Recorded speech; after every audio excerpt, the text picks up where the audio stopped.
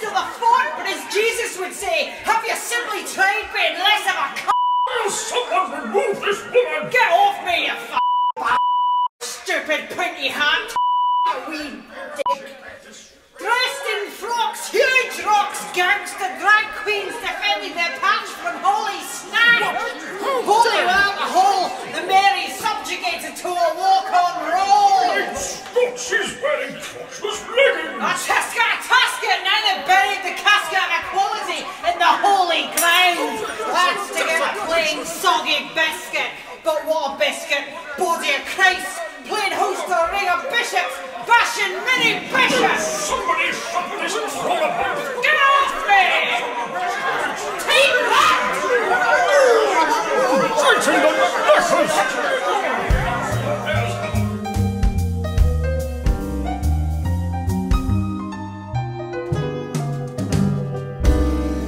Welcome back to Kiss My Zeitgeist, a hard-hitting examination of new artistic phenomena tearing up the cultural landscape with me, Dean Arnold Fortescue.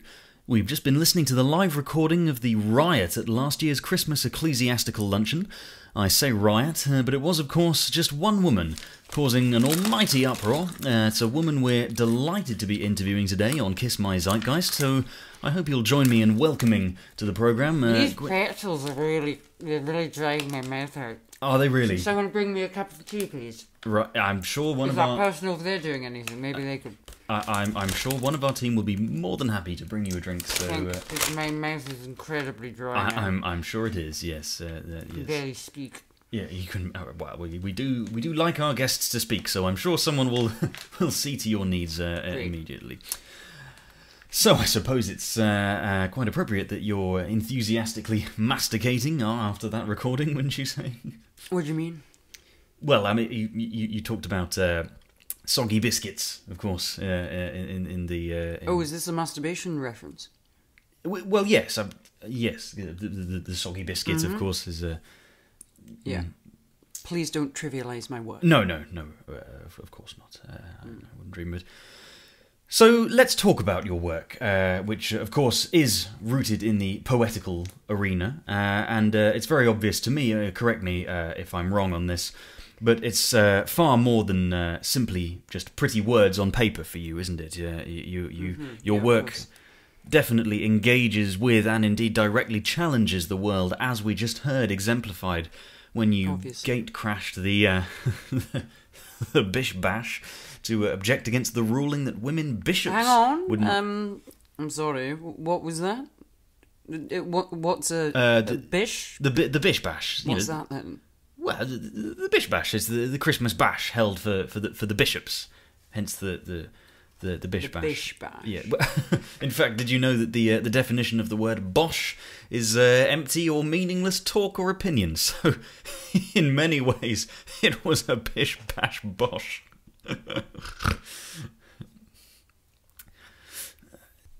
So I've spent some time in Edinburgh and other areas of Scotland, but actually your accent's quite difficult to place. Where exactly in Scotland are you from? Oh, all over Scotland and parts of Pakistan. Right. Oh, that's very interesting. So, as I said before, your poetry directly challenges the world, presumably with the intention of at least being the catalyst that changes the world. So, can you tell me, as a poet, how do you feel poetry has the potential to change the world? It doesn't. Oh, right. No. It doesn't. You don't think it does at all? No. Okay. Can you sort of develop that a bit? Can you expand on that any? I can, Dean. I don't know if you've noticed, but most people tend to go through life with all the awareness of a cow destined for a flaccid burger. So expecting these bovine bedwetters to appreciate the power of poetry is, frankly, ridiculous. Sometimes I believe it's enough to just shout the poetry in their stupid faces and hope that the shock shortens their lifespans. Which, in a way, is what happened at the... What did you call it? Bish? The bish bash. Bish bash, bloody hell. Joke. At the bish bash, but yes, because I saw a couple of bishops turning quite an encouraging shade of purple. Did you really? Yes. Did you really? I think they probably later died. Well, that's uncompromising indeed, which does lead me on quite nicely to a recent review of your work where you were described not only as unlikable, but also accused of sexualizing potatoes. Oh, for God's sake, I know the review you're talking about. It's stupid reviewers don't know their ass from their elbow, quite frankly. The one you're referring to, the review you're referring to, talked about my poem Potato, which is a very nuanced exploration of sexual identity. Right. And potatoes. Right, yes. And the reviewer bypassed all that and went straight for the naughty words. That's right, because he's just a stupid little schoolboy. Right, well, we've actually got a recording of Potato right here, so perhaps we'll let the listeners at home really appreciate the depth and the subtleties of the piece for themselves. So here we go. This is Potato. Potato. Potato. A word that rhymes with fellatio. Sort of. But universally speaking, lips get to grips with saucy chips, often with penis. Potatoes are very popular. Fellatio, a little less so. Oh, jealous penis, do not fight the tumescent tuber. You will not win. The potato is a deadly foe. The penis wears a hoodie, but the spud wears a badass jacket. Dick and chips. Dick and chips. Not a meal I feel comfortable eating. Mash and gash. Mash and gash. Also not a meal I feel comfortable eating. What does that say about me and my gastronomic sexuality? Oh, potato! How often we embrace a coupling often born of lager and shame, and yet upon waking, I can remember your name. It is Edward, a royal Edward, a fried and fat aristocrat. A napkin wipes away the residue, but these damned fries leave their lecherous mark upon my thighs. The girth of the working class ass is the mark of the potato. Oh, potato! Potato. Potato. I say potato, you say nothing. Because you're just a potato.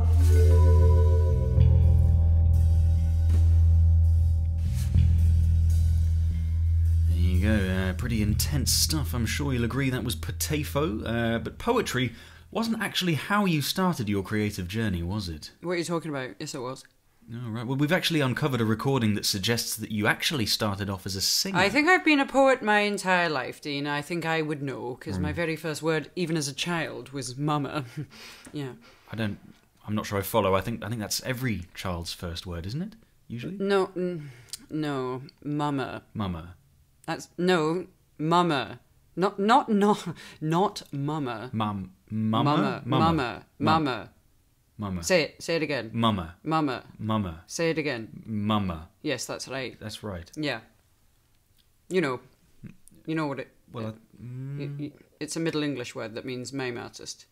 Mama. Oh, mama. Right. Yeah. Yes, I see. An artist who does not speak. So I think, obviously, infant me was just trying to make an ironic quip about my intentions regarding poetry. Oh, right. Yeah, of course. Yeah. Yes. And of course, my second word of the very same day, in fact, was dada. Dada. No, dada. Dada. No. Dada. Dada. Dada. No, dada. Dada. Not dada. As in, am I saying it right? As in the art movement of the European avant-garde in the early 20th century? Dada. Yes. Right. Yes. Because, of course, it was founded by a group of artists and poets associated with the Cabaret Voltaire. Of course. So, yes. obviously, by saying dada so soon after saying mama, I was clarifying my ambitions regarding poetry, in case the irony of mama had confused my intellectually inferior audience, a bit like you. Yes. Right. So my audience at the time were obviously mummy and daddy. So are you absolutely sure that you weren't just saying mummy and mama? My and third dad? and fourth words were baked bean. Yeah. I don't know what I was trying to convey. Right. Yeah. But as you can see, I always had a facility and an affinity with words. Oh, absolutely. But as I was trying to say before, our research has uncovered that initially you did in fact launch yourself into the public eye as a singer in a country and western duo, no less. Hang on a minute. I don't think that's got any relevance. Well, I don't know. I think we should play this rather intriguing recording. I think we shouldn't, actually. I really think that's not relevant to this programme. Well, I do believe that it does show the earliest form that your poetry took, and I understand you co-wrote the lyrics with your singing partner, Bombadiah Owen. I'm sure we'd all like to know more about him. He features quite prominently in this recording. But first of all, I'd like to introduce the obscure and exclusive 2002 recording of Wagon Willie's Big Old Bessie. If you play this, I will push your head so far into your mouth. Well,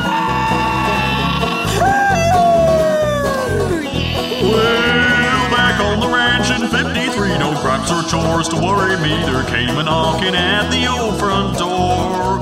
With that a screech from just outside, a hellish scream from which to hide, was big old Bessie Brown, that thieving whore. I knew old Bessie'd never rest until she had me at her breast, and that sure as hell a frightening place to be. Woohoo! Coo-ee! She cried. My darling boy, I got hit by a vibrating toy, so let me in, I'll bet you on my knee. Now plenty men had fallen prey to her in her mischievous ways, and precious few had lived to tell the tale. Let me in, my sweet my love, get away you like a glove. Your sweet, sweet eyes, I swear I've never nailed. Well, I called out to the wanton she, you know that don't appeal to me, and bolted for the window round the back. Oh yeah! I scrambled out into the yard, I puffed, I wheezed, I panted hard, but there she was in nothing but her mag. There weren't no use in running now, she got me cornered anyhow, but then an ocean popped into my head. I knew what scared old Bessie Brown, I'd flip her scheming upside down and venture that the two of us be wed. Now I knew Bessie's whoring ways, she'd never quit her whoring days to settle down a wholesome little wife. Come on, Bessie, let's get to it. You're the kidney, I'm the suet. I've wanted such a lady all my life. Now Bessie, she looked quizzical, but started getting physical, and I braced myself to bear her massive load. She bent me over, slapped my bum, she kissed it twice, popped in her thumb, inside a passers-by along the road. 3 hours we spent it tussling, the undergrowth a-rustling, until at last she heaved herself aside. Well now, darling, that was swell. You scratched my itch, you rang my bell, and it sure is mighty sweet to see you cry. When she reached down for her money can, I said, Bessie, I'm a changed man. I reckon you to be my bride-to-be. Well now, Bessie, she looked amazed. First time this wench had ever been faced. Are you just trying to not pay your fee? Said, I know, miss, I'm talking plain. I swear I'll never love again if you don't say you'll marry me today. Bessie stared, her mouth agape. This girl who lived to rob and rape, and to my horror she cried, I won't say nay. So folks, beware of the things you say, for things can quickly go astray, and you'll find yourself like me, a sorry clown. It's 20 years since we were wed, since then we've never left my bed. I've never known such awful pain, and doubt I'll ever walk again. I've given all that I can give, and now I just don't want to live. She's hitching up with big old Bessie Brown. Well, now, there you have it. That was Big Old Bessie, originally by Wagon Willie, performed there by our guest today with Bombadiah Owen. What a delightful name that is. Very difficult to get out. That was quite a revelation, actually. Very, very unlike your current work. What happened? Are you finished? Well, I suppose, yes.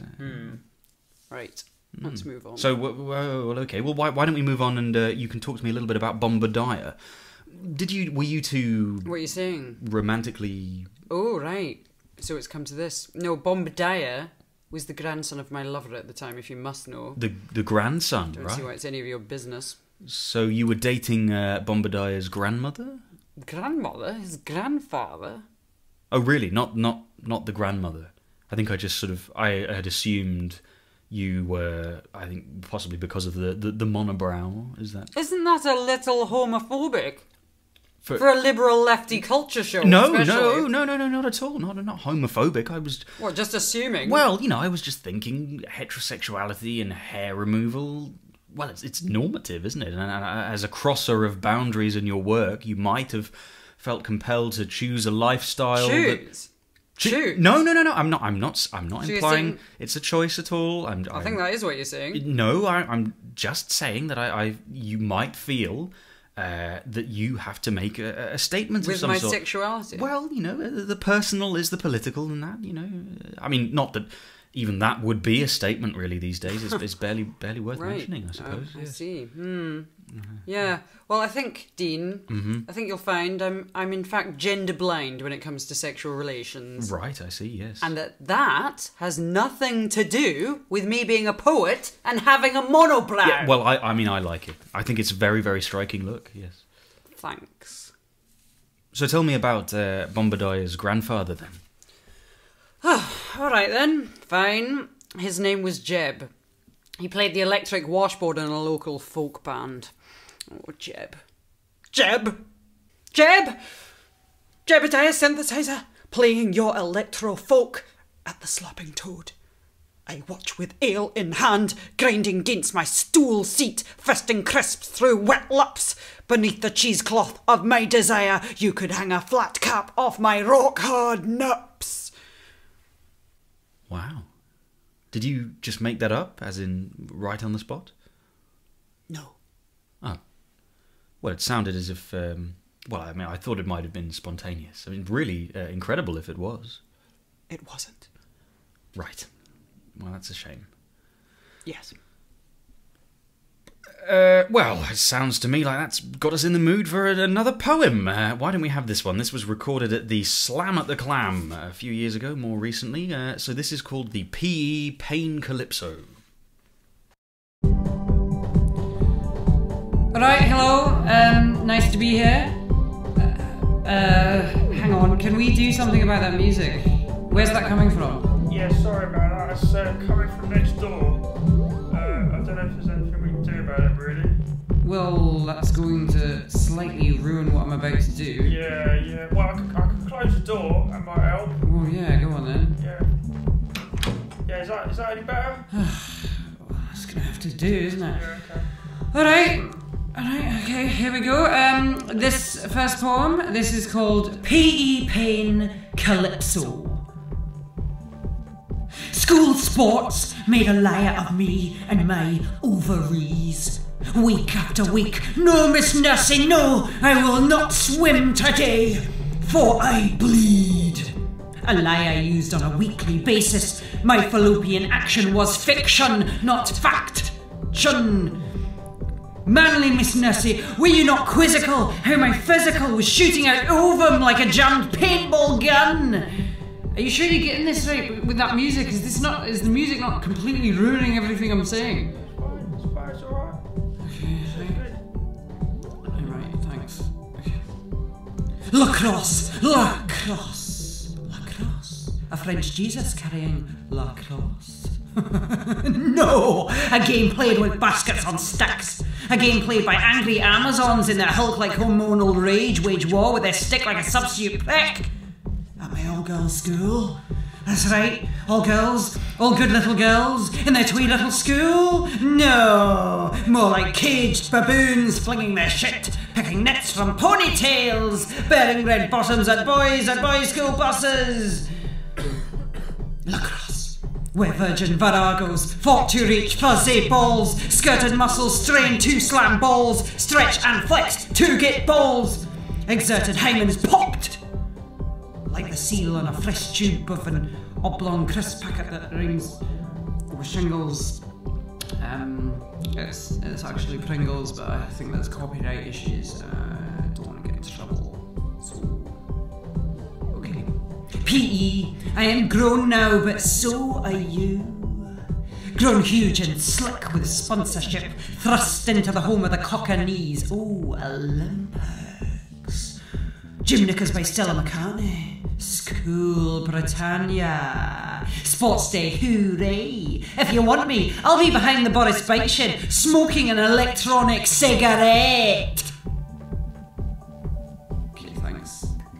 Yeah. Yeah.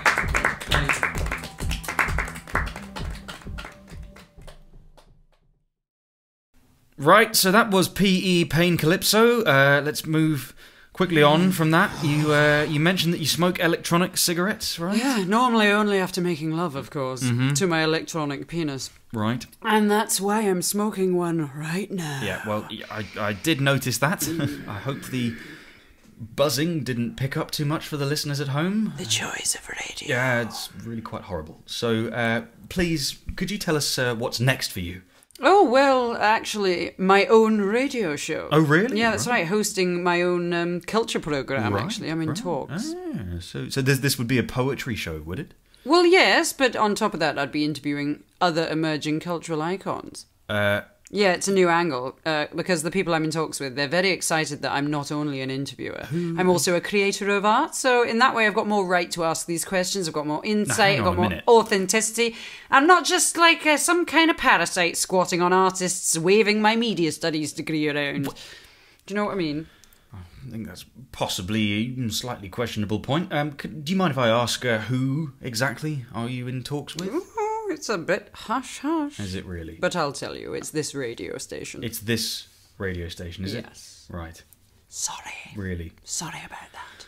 Well, do you know what? It's been absolutely lovely having you here. You know what? I was going to end on another of your, well, frankly, hysterical poems, but I tell you what. What does that mean? I quite fancy hearing Big Old Bessie again, don't you? Oh, come on, Dean. One more time. You don't have to hear that again. Yes, we do. Why are you putting it on? Playing Is us this out. sour grapes? Here we go. It's not Is this sour 'cause grapes. you're angry? It is, isn't it? I'm You not petty angry. little man. I just love this Just song. 'cause I'm So here we taking your go. bloody This is job and old not- Dog Ruff. Yeehaw. I don't blame your whatever. employers wanting to replace you, Gwenda quite Mc, frankly. who gives a fuck? Oh, right, so it's like that. Who gives a fuck? You? Well, who gives are a you? fuck? Who are you? Honestly, who are are you? I have Who never are heard of you. Why would I be interested in hearing about you? I've never heard of you People in my aren't life. interested in me. I have never heard of you. I don't know. Maybe that's because you don't have your finger on the zeitgeist, show, and maybe that's why you're being replaced. That's absolute Because you know rubbish. nothing. Rubbish. Nothing. Total rubbish. You know nothing. Hello. So here we are in my mummy's living room. I am. My name is Gwenda, and that's Bernard. Yeah, and what I think we should do, like, let's pretend this is a radio show. Oh, okay. That'd be really funny. So Yeah, you interview me. Oh, but I always. Yeah, why don't you interview me? Because you're not very interesting, Bernard. You never say anything interesting. No, but I do though. Well, you don't, do you? I Look, do. you're younger than me anyway. You're 6 months younger, so you don't have it, you know. So I've got better things It's not to say. fair. So I think, what shall I be? If you're interviewing me, It's I not fair. think that I should be like a famous poet because I've been writing lots of poetry. Yeah, but it's a bit rubbish though, isn't it? No, it's not. Why don't you shut up? What have you ever done? Nothing. God, you're so rubbish. I don't see- Shut up, Bernard. Your parents are getting divorced anyway.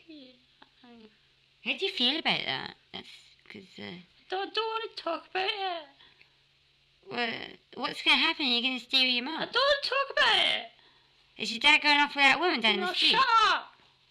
Because I saw them together the other day. Shut up. It's really gross. She was wearing a really short skirt and she's ancient. She's don't- like, I don't she's wanna like talk about it. 28 or something. It's talk about it. disgusting. Right, okay, so go on then, start interviewing me.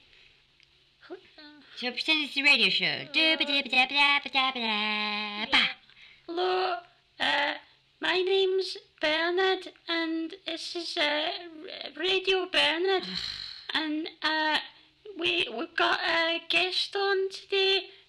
She writes poems and things, and You're not doing it right. but what am I supposed to Oh, do? just make it better. Oh, No. just hurry up and ask me a question. If you could be any kind of sandwich, like what kind of sandwich would you be? Right, so I would be, maybe I'd be like a quaver sandwich, cause, What? you know, quavers, the Oh, cheesy yeah, crisps. yeah. Cause they're, really nice, Right. and they're really light and I'm really not very heavy. Right. And No, but you're like a bit fat though. It's puppy fat, Bernard. No. Apparently it doesn't even count, so shut up. God. Right, this is rubbish. Maybe I should just read... Shall I read my poem? Alright. Okay, great. This is called I Feel Pain because, you know, it's really hard being me. It's a bit boring though, isn't it? What? No, Oh, shut up, Get on Bernard. with it. You know, Get on with your it. dad's dating a whore. Yeah, Right, so this is called So Much Pain. Right, so much pain, like a blunt knife would cause, or how it must have felt to fight in the world wars, or how a girl might feel whose dad plays Michael Jackson's album Bad and repeat and picks her up from school dressed in red leather with a gardening glove on one hand. God, I wish I was dead. What's his problem? I'm definitely adopted. Mr. Claymore gave me the hairy eyeball over a Bunsen burner this morning. He did, you know, Mr. Claymore. Is it? He's Really? nonce. Potassium nitrate wasn't the only thing burning. No, his loins were also yearning, burning, sperming. Yeah, what do you think of that, Bernard? What's that? Oh, you're too young. You're like 6 months younger than me. I'm not going to explain. Wait till you grow up and then you'll know. Maybe. Disgusting. Anyway, Maya Mulhoon says he's not looking at me, that his eye is lazy, but Maya's not an optometrist. So what does she know? Nothing, plus she smells of TCP. She puts it on her acne. Doesn't she, Maya? She's gross. Yes, well, gross. Like a cat, she actually really stinks as well. So when she tells Right, she's she does, deodorant there, because yeah, she's clearly right. like started to go through Yes, puberty. it's like Anyway, like a character in a Russian play, I will go away from this shithole one day. Apart from the characters in that Russian play, we did never actually go anywhere. They just whine about it all the time and look out the windows, and then someone shoots himself at the end of the play, which is totally what I'll do if I have to stay here much longer. Yeah, This place is shite. I didn't read it. Well, no, neither did I. They should do a film on it or Oh something. yeah, I I like don't I think anyone like does that. really. That'd be right. I did no work at all, and I like totally got an A in my last exam, even though I do no work, and I didn't do any preparation at all. Oh, you And I was like, oh my god, I'm going to do so badly at this, and then I got an A. You copy. Anyway, I must go now, turn my hand from the quill to the plier to do a reading comprehension on sheep enclosures of the 16th century. Oh, so boring. I intend to subvert it, to pervert it, to suggest it is we who are the sheep enclosed in the school system. I will write that school is full of fools, shaping us into memory mules, rather than equipping me with the tools that need to rule these sheep, and I will wear their wool one day instead of the shitty regulation school jumper, which is gross, makes me look like I got no tits at all, and I totally have, because I'm like almost 13. Pain, treatment! Treatment! Take an ibuprofen and get the shite out of there. Yeah. It's pretty good, eh? I don't really get it. That's because you're thick. God, it's really bad having to hang out with you. Why does your mom always tell you to come over here? I know why. It's because they need to argue while you not get you out of the way. Well, it is, isn't it? You can hear them from here. Like, we were trying to watch TV the other day, and all you could hear was them going, "Ah, you can have him! No, you can have him!" Oh, God. Anyway, what should we do now? Should go ride a chopper. Oh, you're such a boy. I don't want to do that. Can I dress you up in my clothes? Okay then. You like it, don't you? Yeah. Good. Right, okay. Turn it off then. Alright. How do you turn it I off? think it's that button there. Okay. Is that it? Yeah, that's it. Bye. Bye!